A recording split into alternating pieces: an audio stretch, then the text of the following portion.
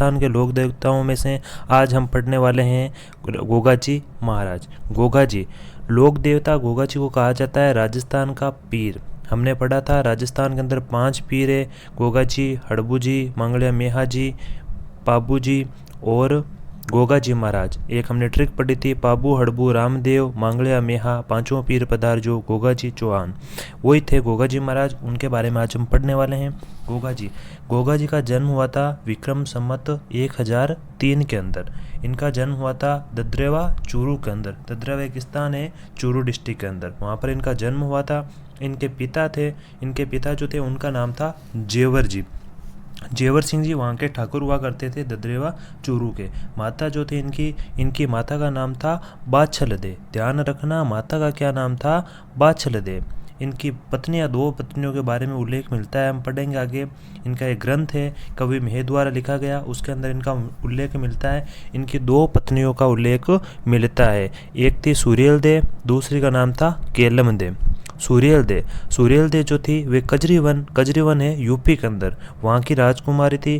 तथा एक दूसरी और थी केलम थी कोड़ूमंड फड़ोदी की। कोड़ूमंड फड़ोदी जो स्थान है वे लोक देवता पाबू जी से संबंधित है। तो केलम कौन थी? केलम थी पाबू जी की भतीजी। पाबू जी के बड़े भाई थे, नाम था बूढ़ो जी राठौड़। कोड़ूमंड के जो वहाँ के शासक हुआ करते थे उनकी लड़की थी। तो पाबू जी की भतीजी थी। एक लोक देवता है, उनका नाम है बालकनाथ जी। उनके क्या थी? बहन थी केलम दे। अब इनका क्या किया जाता है? गोगा जी के साथ विवाह किया जाता है। इसकी कहानी हम बाद में देखेंगे। फिलहाल आपको इतना पता होना चाहिए गोगा जी कितनी पत्नियों का उल्लेख मिलता है? 2 पत्नियों का, सूर्यल दे, केलम दे। इनकी सवारी, गोगा जी की जो घोड़ी थी उस घोड़ी का नाम था नीली घोड़ी थी। नीला घोड़ा तो रामदेव जी के, जिसे क्या कहा जाता है? रेवंत कहा जाता है। जबकि नीली घोड़ी किनकी थी? गोगा बप्पा की। इनकी गोगा जी की थी जिनका नाम था गोगा बप्पा। गोगा जी का बचपन का नाम था दोस्तों गुग्गा। क्या नाम था? गुग्गा। ये राजपूत जाति से संबंध रखते थे और इनका गोत्र था चौहान। कौन सा था? चौहान। इनके गुरु कौन थे? इनके गुरु थे गुरु गोरखनाथ के बारे में ध्यान रखना। इनकी समाधि तथा इनका स्थान कहाँ पर है? भरतपुर में। यही किनके गुरु हुआ करते थे? ये राजा भरतरी के गुरु भी हुआ करते थे, गुरु गोरखनाथ जी। अब बात करते हैं वाद्य यंत्र। गोगा जी से संबंधित कौन सा वाद्य यंत्र है? तो ध्यान रखना दोस्तों, डेरू वाद्य यंत्र है। कौन सा? डेरू वाद्य यंत्र के द्वारा क्या किया जाता है? गोगा जी की फड़ का वाचन किया जाता है। अब गोगा जी जो थे इनको एक उपाधि भी मिली है। उपाधि का क्या नाम है? जाहर पीर का क्या अर्थ होता है? साक्षात देवता। ये कहा था मोहम्मद गजनवी ने। क्यों कहा था ये दोस्तों? इसलिए कहा था क्योंकि गोगा जी तथा मोहम्मद गजनवी के मध्य युद्ध हुआ था। उस युद्ध के अंदर गोगा जी की गर्दन कट जाती है। गर्दन कटने के बाद में भी गोगा जी ने क्या किया? युद्ध किया। उनका युद्ध चल रहा था तो मोहम्मद गजनवी देख करके घबरा गया। तब उन्होंने कहा ये क्या है भाई, ये राजस्थान कैसे देव लोग हैं जिनके गर्दन भी नहीं है फिर भी युद्ध कर रहे हैं। तो ये देखकर वो अचंभित हो जाता है। तब वो कहते हैं जाहर पीर, यानी कि ये तो साक्षात कोई भगवान है, देवता है। ध्यान रखना, पेपर के अंदर बहुत बार पूछा गया है गोगा राखड़ी क्या होती है? गोगा राखड़ी दोस्तों, गोगा राखड़ी होती है गोगा जी से संबंधित है। गोगा राखड़ी का अर्थ होता है राखी। जैसे हम देखते ना रक्षाबंधन के दिन अपनी बहन जो राखी बांधती है, ऐसी एक राखी होती है, वैसी गोगा जी की एक भी राखड़ी होती है। भाद्रपद नवमी को गोगा जी का मेला भरता है। उस दिन हमारे घर के अंदर भी हम लोग देखते हैं एक जो घोड़ा होता है, इस घोड़े के राखी बांधी जाती है। उसको क्या कहते हैं? गोगा राखड़ी किनके बांधी जाती है? ये महत्वपूर्ण है, ध्यान रखना। ये हल वे हाली को किसान को कहा जाता है हाली। और हल एक ऐसा उपकरण जो किसान खेती के अंदर कार्य के अंदर लेता है। ये 9 गांठ की होती है। कितने गांठ की?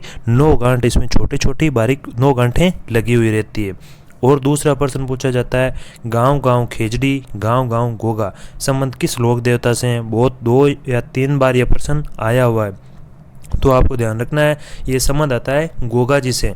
और पूछ ले गांव खेजड़ी, गांव खेजड़ी, 2 बार ऐसा पूछ करके फिर पूछ ले खेजड़ी से किस लोक देवी का संबंध है, तो शीतला माता का संबंध किससे आता है, खेजड़ी से आता है। खेजड़ी राजस्थान का राज्य वृक्ष जिसे क्या कहा जाता है, उसका वैज्ञानिक नाम क्या है, प्रायोसिस सिनेरिया कहा जाता है। अब गोगा जी जो थे, इन गोगा जी के पुत्र थे 47। कितने पुत्र थे दोस्तों, 47, यानी कि 47 इनके पुत्र थे, 60 इनके भतीजे थे। अब गोगा जी के उपनाम क्या क्या है, इनको क्या कहा जाता है, इनके कौन कौन से उपनाम है उनके बारे में देखिएगा। इनको कहा जाता है गायों का देवता। क्या कहा जाता है, गायों का देवता। क्यों कहा जाता है, क्योंकि इनके 2 मौसेरे भाई थे, अर्जन तथा सर्जन। इनकी माता जो थी बाचलदे, उनकी एक बहन थी काछबदे। काछबदे के 2 संतान थी, अर्जन और सर्जन। उन लोगों ने क्या किया, गोगा जी से युद्ध किया था।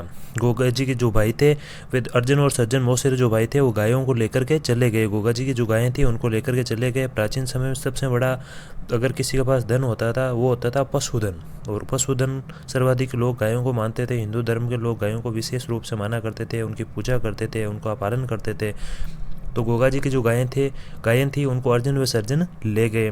तो ले जाने के बाद में इनके मध्य युद्ध हुआ था, इसलिए इनको कहा जाता है गायों का देवता। दूसरा है सांपों का देवता। सांपों का देवता किसे कहा जाता है, सांपों का देवता दोस्तों कहा जाता है गोगा जी को। ध्यान रखना, सांपों का देवता किनको कहा जाता है, ये कहा जाता है गोगा जी को सांपों का देवता कहा जाता है। इनको कहा जाता है जिंदा पीर। सांपों का देवता किस लिए कहते हैं, इसलिए कहते हैं क्योंकि इन्होंने क्या किया था, केलम का इलाज किया था। लोक देवता जो गोगा जी जो महाराज है, गोगा जी महाराज बूढ़े हो जाते हैं। इनके बारे में कथा सुनी होगी, नहीं जाने कितनी किंवदंतियाँ इनके बारे में है। तो एक किंवदंती में से आपको मैं थोड़ी जानकारी दे देता हूँ।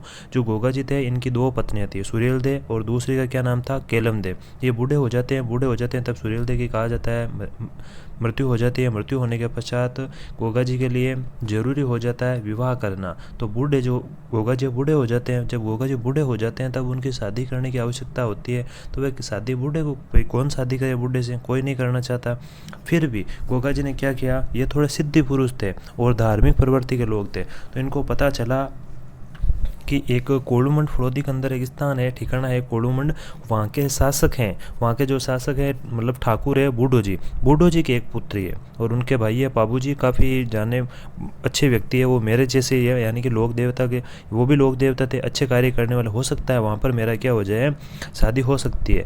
तो वो वहाँ पर गए और जाकर के बूढ़ो जी को बोला कि आपकी जो पुत्री है उनसे मैं क्या करना चाहता हूँ, विवाह करना चाहता हूँ। किससे, इन्होंने बोला बूढ़ो जी से। किसने पूछा था दोस्तों, बूढ़ो जी से बोला था।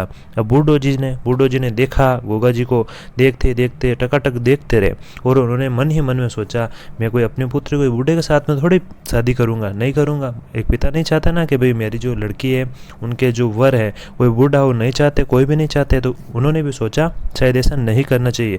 फिर गोगा जी वो तो अंतर्यामी थे, फिर उनको ऐसा लगा, पता चल गया कि ये क्या नहीं करना चाहते हैं, ये मेरे साथ शादी नहीं करना चाहते हैं। उन लोगों ने टाल दी बात को, बोला कि हाँ ज़रूर करेंगे, हम लोग सोचेंगे, बातचीत करेंगे, फिर हम आपको बता देंगे। ऐसा कह कर के वो चले जाते हैं। गोगा जी बाहर चले जाते हैं, मन ही मन गुस्सा हो जाते हैं। जब वो गुस्सा हो जाते हैं तब कहते हैं, जो अपने सांपों के जो देवता थे उनको बुलाते हैं। उनको बुला करके कहते हैं आप अभी जो केलमदे है वो गई हुई है बाग के अंदर फूल तोड़ने, तो आप उनको जाकर के डस लीजिएगा।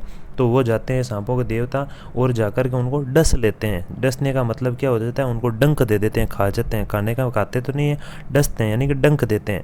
डंक देते ही सूर्य जो केलमदे होती है वो नीचे गिर जाती है। ऐसी सूचना किनको मिलती है, बूढ़ो जी को। अब बूढ़ो जी को पता चल जाता है, सिद्धि पुरुष थे। अब उन्होंने गोगा जी का पीछा किया, यानी कि गोगा जी अपने गाँव की तरफ चल वापिस आ रहे थे।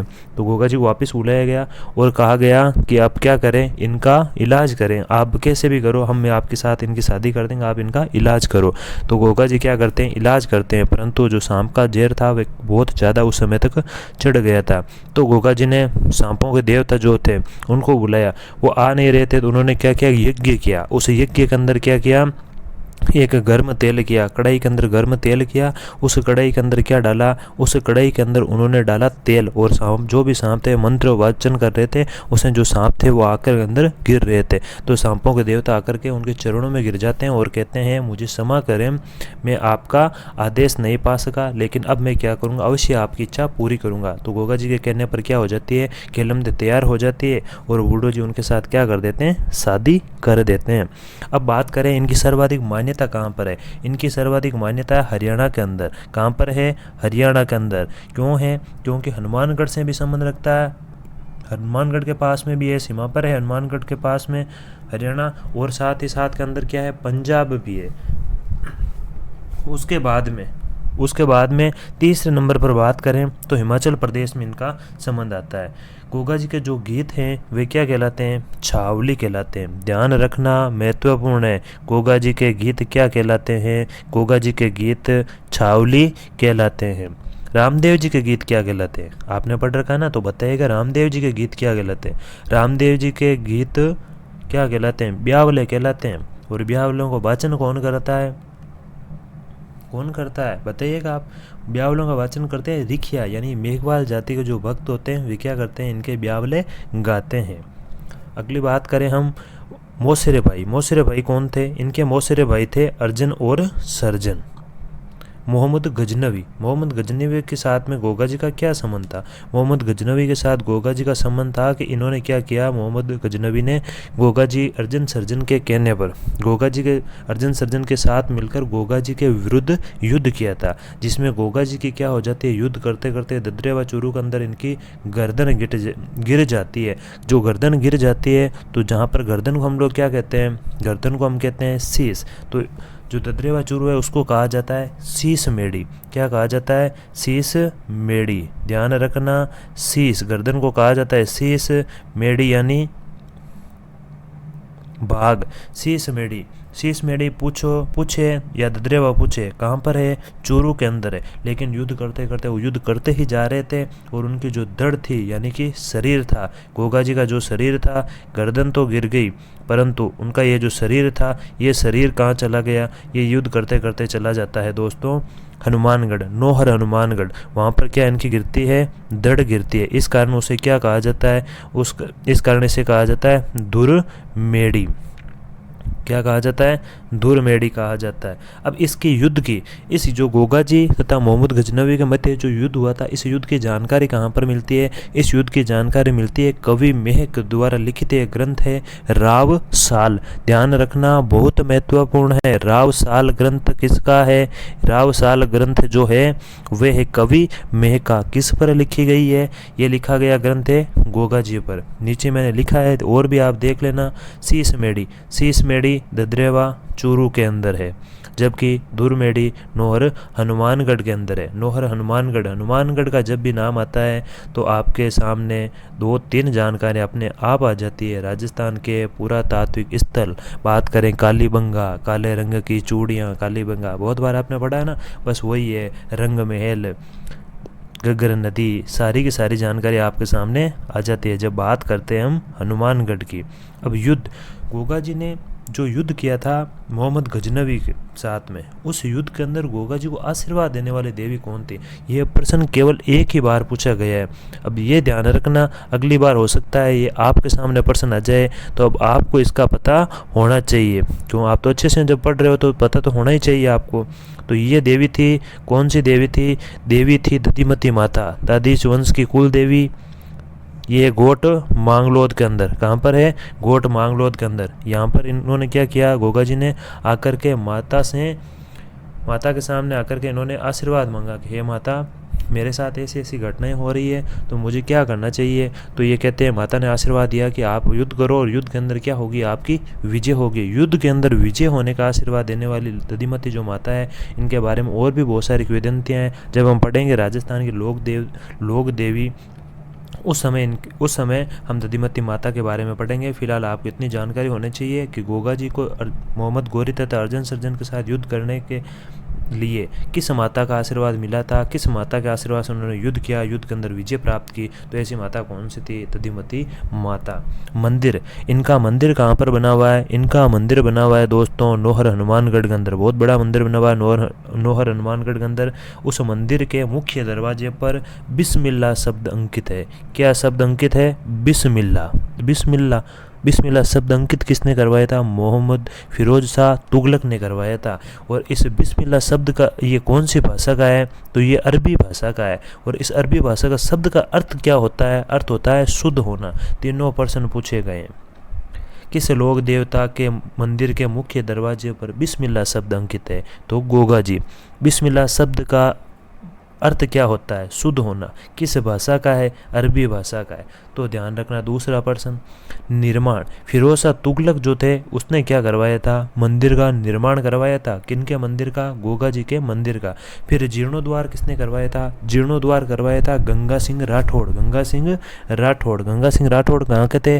ये गंगा सिंह जो राठौड़ हैं ये थे बीकानेर के। कहाँ के थे? बीकानेर के। बीकानेर के शासक थे गंगा सिंह राठौड़। इन्होंने बहुत सारी चीज़ों का निर्माण, पुनः निर्माण करवाया है। बात करते हैं रामदेवरा मंदिर का पुनः निर्माण इन्होंने करवाया था। राम सरोवर तालाब का पुनः निर्माण इन्होंने करवाया था। करणी माता के मंदिर का पुनः निर्माण इन्होंने करवाया था। लोक देवता गोगा जी के मंदिर का पुनः निर्माण इन्होंने करवाया था। बहुत सारे इन्होंने कार्य करवाए हैं, महत्वपूर्ण है। फिर इनके पुजारी, इनके मंदिर के अंदर, ये बहुत अच्छी जानकारी है और प्रश्न पूछा गया है। प्रश्न क्या पूछा गया? बड़ा ही अलग तरीके से पूछा गया। कैसे प्रश्न पूछा गया? चलो सुनो आप।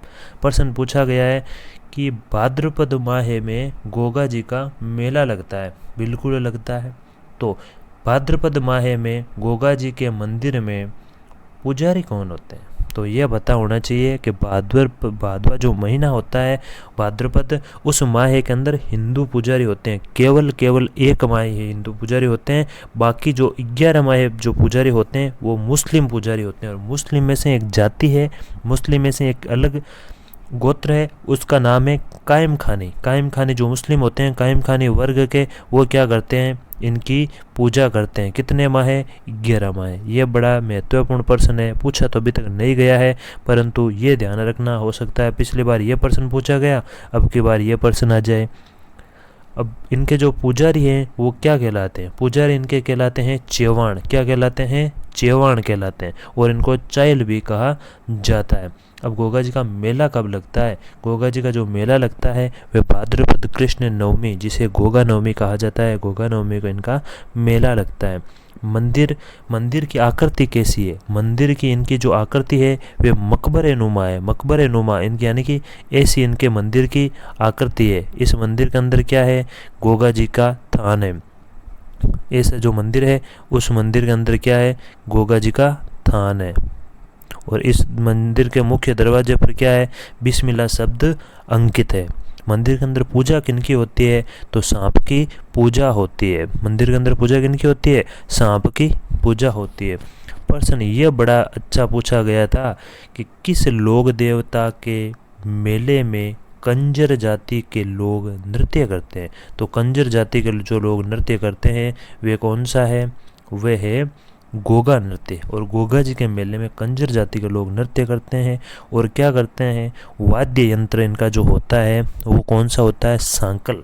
सांकल जिसको आप गए बेसिया मानना नहीं भाई, सांकल हुआ अगर सांकल। सांकल को क्या करते हैं? गर्म करते हैं। और गर्म करके अपने कोड़े के जैसे अपने शरीर के ऊपर मारते हैं। उस ऐसा जो नृत्य होता है वे कौन सा होता है? गोगा नृत्य। गोगा जी का तालाब कौन सा है? तो गोगा जी का तालाब है गोरखाना तालाब। कौन सा तालाब? गोरखाना तालाब।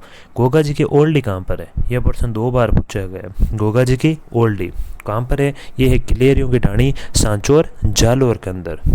निर्माण करवाया था राजा राम कुमार ने। कहा जाता है गोगा जी अपने अंतिम समय के अंदर, जब उनका जो समय था उससे थोड़े समय पहले ही वे परेशान हो जाते हैं। अब उनकी जो ज़िंदगी थी, लोग उन्हें न जाने हर बात के लिए टोका करते थे, बोला करते थे आप चमत्कारी पुरुष हो, ऐसा करके दिखाइए, वैसा करके दिखाइए। परंतु इन बातों से गोगा जी परेशान हो जाते हैं। और परेशान होकर के वो चले जाते हैं गोगा जी की ओल्डी सांचौर चले जाते हैं। वहाँ पर जाकर के लोगों को चमत्कार वगैरह देते हैं। तो लोग इनसे प्रसन्न हो जाते हैं। वहाँ पर ओल्डी का क्या अर्थ होता है? स्थान। भाई ओल्डी होते हैं ना, प्राचीन गाँवों के अंदर एक गाँवों के अंदर भी होती है ओल्डी। अपन जी का और भी दूसरा नाम है करे बाड़ो। पर वाद्य यंत्र गोगा जी हमने पहले पढ़ लिया डेरू, परंतु ये किससे बनता है? ये आम की लकड़ी से बनता है। किससे बनता है? आम की लकड़ी से। आशा करता हूँ दोस्तों गोगा जी से संबंधित जितनी भी जानकारियाँ थी वे सारी मैंने आपको बताई। अगर फिर भी कोई गलती हो या फिर कोई जानकारी बच गई है तो आप कमेंट बॉक्स के अंदर मुझे बताएं और मैं उसकी जानकारी पुनः आपको बताने की कोशिश करूँगा। और वीडियो को आप लाइक करें, शेयर करें तथा चैनल को सब्सक्राइब करना ना भूलें दोस्तों। साथ ही साथ के अंदर आप ये भी ध्यान रखा करो, जो मैंने नोट्स डाले हैं वो हमारे टेलीग्राम चैनल बना हुआ है। जो नोट्स जिस नोट्स के साथ मैंने आपको पढ़ाया है हमारे इसी नाम से जो चैनल है उसी नाम से गुरु कृपा क्लासेज नागौर के नाम से चैनल बना हुआ है। यूट्यूब टेलीग्राम ग्रुप बना है, उसके ऊपर जाकर के आप नोट्स प्राप्त कर सकते हैं। धन्यवाद। Thank you.